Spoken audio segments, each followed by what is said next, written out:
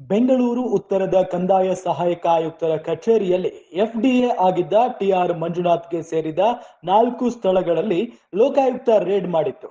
ಈ ವೇಳೆ ಅಪಾರ ಪ್ರಮಾಣದ ಅಕ್ರಮ ಆಸ್ತಿ ಪತ್ತೆಯಾಗಿದೆ.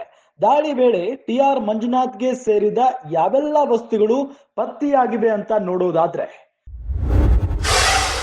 ಅಕ್ರಮ ಆಸ್ತಿ ಮೌಲ್ಯ 2.68 ಕೋಟಿ ರೂಪಾಯಿ, ಒಂದು ನಿವೇಶನ, ಒಂದು ಮನೆ ಪತ್ತೆಯಾಗಿದೆ.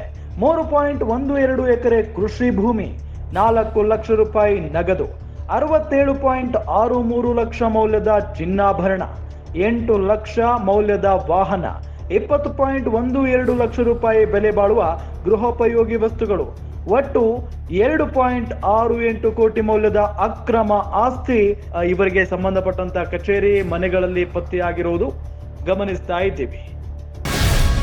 ಗ್ಯಾರಂಟಿ ನ್ಯೂಸ್, ಸುದ್ದಿ ಖಚಿತ, ನ್ಯಾಯ ನಿಶ್ಚಿತ.